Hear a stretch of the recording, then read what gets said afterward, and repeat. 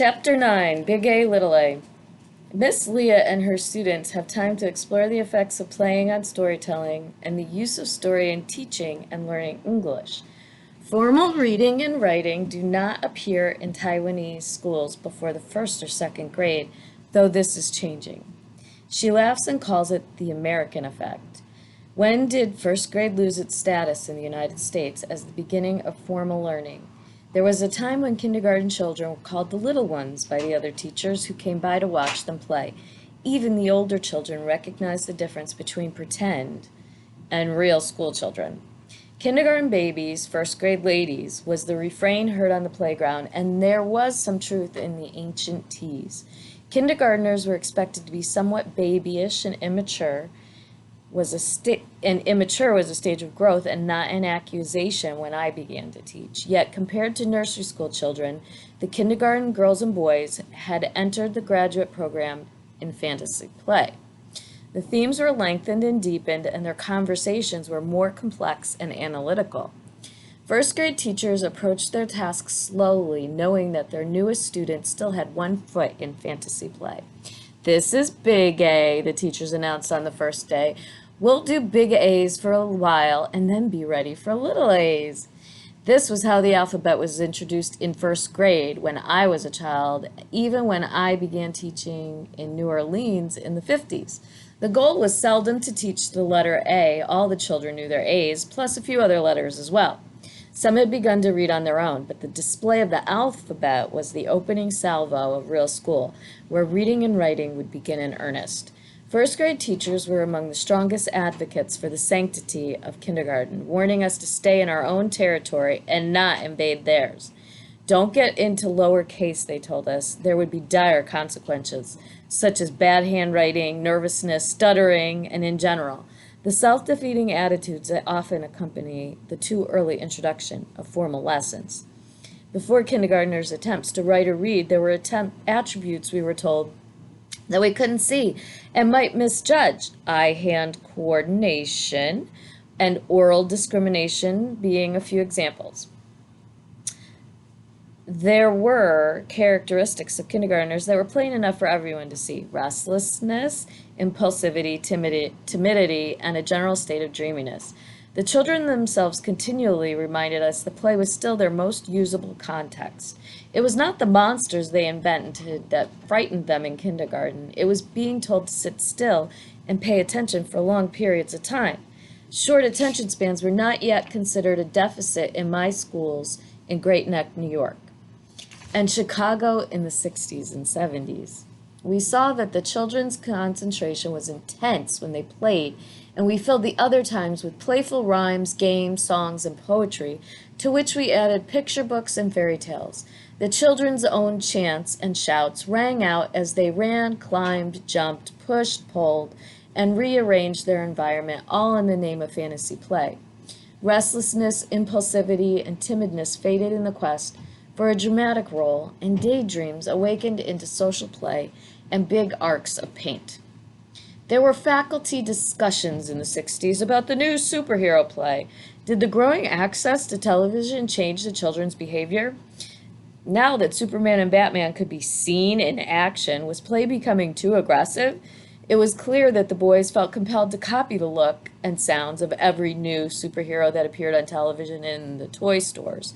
But the play itself was little different from the cowboy and army play of earlier generations and could be tolerated. Soon Barbie would arrive, and kindergarten girls did not take long to remake her into a mother, sister, or princess. In other words, little seemed changed in terms of kindergarten play and the opportunities it provided for expansive social interaction, innovative thinking, and endless subjects for conversation. What we may have overlooked was the fact that young children were spending far more time watching television than ever they had listening to the radio. None of us imagined that children at home would voluntarily limit their own playing in order to watch television. We still took play for granted and talked about nearly everything else except its literary or philosophical potential.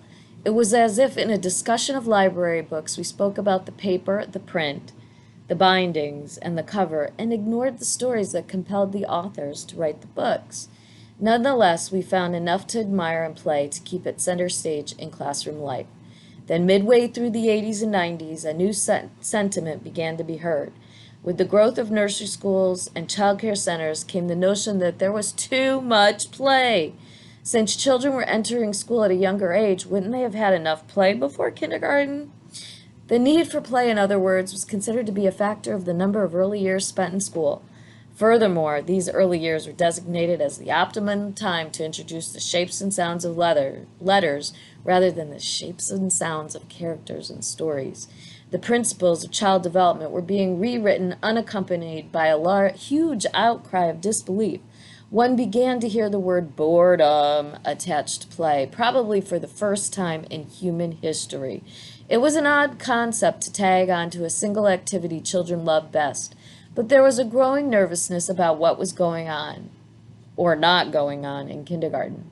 The academic kindergarten was offered as the antidote to boredom, and further confusing our logic and common sense, children labeled at risk, who often had less opportunity for play and talk at home, were allowed less time for these activities in school as well.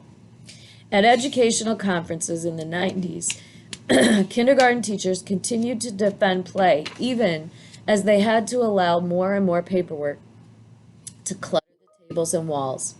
Some teachers tried to recapture the certainties of the past by collecting antique block sets and doll corner cribs, ancient dolls, and little wooden cars and trains, resisting anything that came in a catalog. But we overlooked the real villains in our midst. It turned out to be not so much the academics we were adding, but the time we subtracted from the children's fantasy play that would begin to make the difference. Having not listened carefully enough to their play, we didn't realize how much time was needed by children in order to create the scenery and develop the skills for their ever-changing dramas. We removed the element time that enabled play to be effective, then blamed the children when their skills didn't meet our expectations. Although we feared the influence of television, we were cutting down on one activity that counteracts the mindlessness of cartoons. We blamed television for making children restless and distracted, then substituted an academic solution that compounded restlessness and fatigue. The children may have been the only ones capable of making sense of the confusion, and they did so whenever the schedule was cleared so they could play. The misplaced academics of kindergarten affected the first grade as well. When kindergarten was the place for pretending school, first grade teachers could take their time beginning formal lessons. It was always assumed that there would be ordinary children without exceptional handicaps who benefited from extra time to grow into academic areas. We called it maturation, and it was an important concept when we talked about children. Is it maturation or personality? We would ask when a child did not adapt to our activities. We were more inclined back then to look for fault lines in the curriculum than in the child. We now have reversed the order of events. It is generally believed that the earlier we begin to train a child in reading and writing skills, the better off everyone will be in many classrooms. The pretend writing of 4s and 5s looks real enough to begin keeping progress records. By the 90s,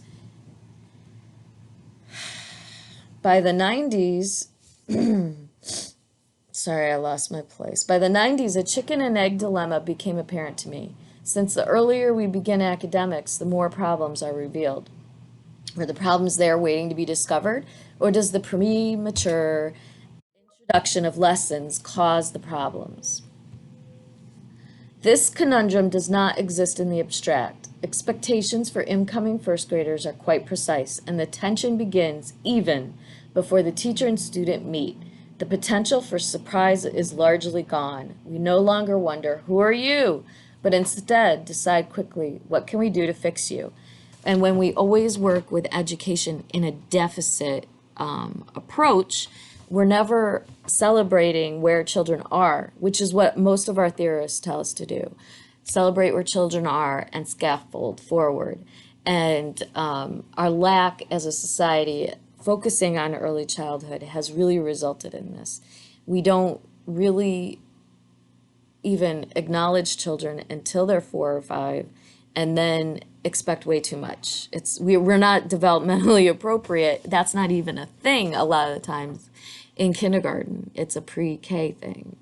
And developmental appropriate practice doesn't align a lot of the times with kindergarten curriculum and what we are taught in college about the best practices for teaching children to learn to read and write.